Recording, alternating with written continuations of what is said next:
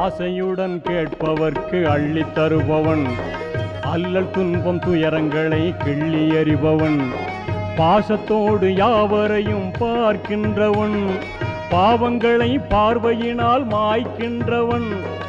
அல்லல் படும் மாந்தர்களே அயராதீர்கள், அல்லாவின் பேரருளை நம்பி நில்லுங்கள். அவனிடத்தில் குறையனைத்தும் சொல்லி காட்டுங்கள், அன்பு நோக்கு தருகவென்று அழுது கேளுங்கள்.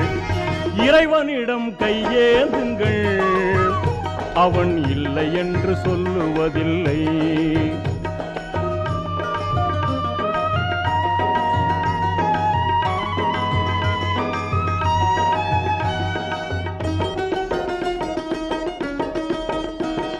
தேடும் நேயர் நெஞ்சங்களில் குடியிருப்பவன், தேடாத மனிதருக்கும் உணவளி